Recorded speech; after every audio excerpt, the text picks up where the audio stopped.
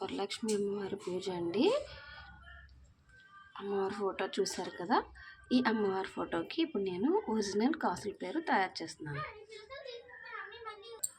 ఇదిగోండి, నేను coins tape తీసుకున్నాను. ఈ కాయిన్స్ని పసుపు నీళ్ళతో కడిగేసి బాగా తుడుచుకొని ఆరబెట్టానండి, తడి లేకుండా.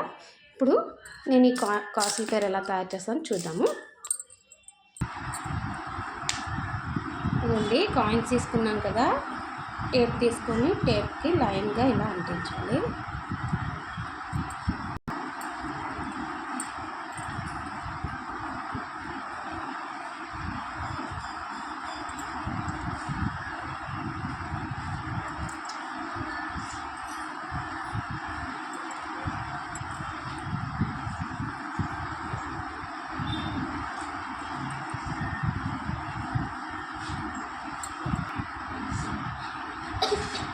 మా పాప హెల్ప్ చేస్తుంది. ఓకే, ఇదిగోండి, ఇలా 2 దండల్లా తయారు చేసుకోవాలి. ఇప్పుడు ఈ దండకి లాకెట్ తయారు చేసి చూపిస్తాను. ఇదిగోండి, కాయిన్స్ ఇలా పేర్చుకొని దీని మీద టేప్ అంటించాలి. ఓకేనా?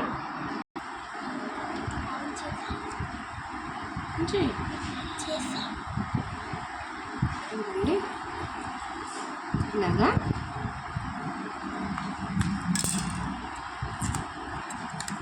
నెక్స్ట్ ఇలాగా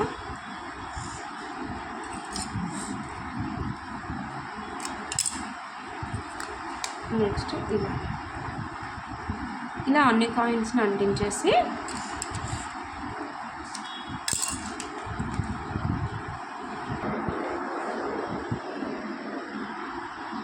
ఇదిగోండి, అమ్మవారికి కాయిన్స్ మాల రెడీ అయింది.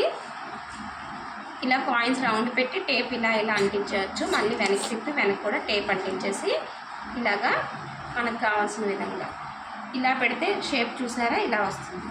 లేదు ఇలా పెట్టుకుంటే వీ షేప్ వచ్చి హారం వస్తుంది. ఓకేనా?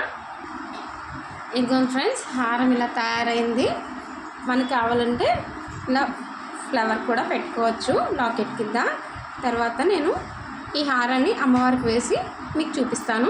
తర్వాత ఈ కాయిన్స్కి పసుపు పెట్టి కుంకుమ బొట్లు కూడా పెట్టాలి. అప్పుడు ఇంకా నీట్గా కనిపిస్తుంది. ఓకేనా ఫ్రెండ్స్?